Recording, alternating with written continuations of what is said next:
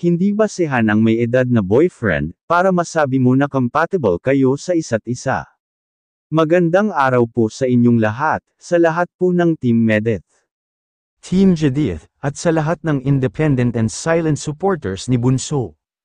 Shout out po sa inyong lahat. May nag-comment nga sa live ni Bunso na sabi niya hindi po basehan ang may edad na BF para masabi mo na compatible kayo sa isa't isa. dahil naging seloso ang may edad na lalaki dahil bata pa ang babae. Kaya sabi naman ni Bunso para sa kanya hindi naman talaga basis. Iyong edad, physical appearance, estado sa buhay, ang pinaka-importante daw talaga kay Bunso ay kung anong klaseng tao daw siya. Kung gaano ba ka-pure ang puso niya, kung gaano ba daw siya kalalim magmahal. Gaano ba ka-genuine ang mga sinasabi daw niya. Kasi kung itsura lang at edad ang basehan ay kumukupas lang din naman yan guys. May nagtanong pa na Bunso hindi ba daw seloso si Brown Eyes. Sagot ni Bunso hindi daw siya sure, parang seloso daw siya.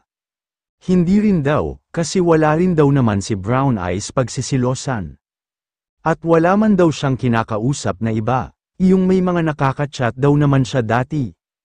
Pero hindi rin daw siya sure kung seryoso ba daw yung mga nakaka-chat niya. Or totoo yung motibo daw nila kay Bunso, may mga nakausap din naman daw siya. May nagsabi pa naku baka magselos yan ang dami mong admirers. Ang importante at mahalaga daw ay mahalin ka at respetuhin ang iyong mga magulang. Dagdag pa ni Bunso dapat iyong mamahalin lahat-lahat sayo. Hindi lang yung good qualities mo, pati na rin mga weakness mo. Ang totoong ugali daw ng mga lalaki ay nakikita sa pagsasama ninyong dalawa. Ang iba daw dyan mabait lang sa umpisa, nasagot naman ni Bunso tita tinatakot mo naman ako.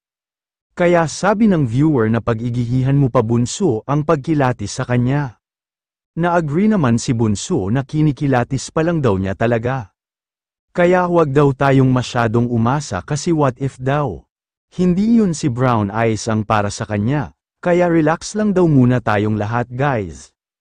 Hayaan daw muna natin si Bunso na kilatisin niya ng mabuti. Para kung naipakilala na niya daw po sa ating lahat at 100% na po daw siya napasok na daw yun sa banga guys. Marami naman ang napa-comment na si DM daw yung lalaki na pumunta at nagbigay ng flowers kay Bunso at kumanta pa ng ordinary song. Baka sa ibang pagkakataon po yun guys. Hindi po yung tinutukoy dito ni Bunso. Kaya klarohin na lang po natin guys, kay Bunso na natin i-confirm, kaya yung nagbigay po ng flowers kay Bunso at sumunod sa Tagaytay ay sabay-sabay po natin panuurin ang video guys. Si Brown House pala ang nagbigay ng flowers sa Tagaytay.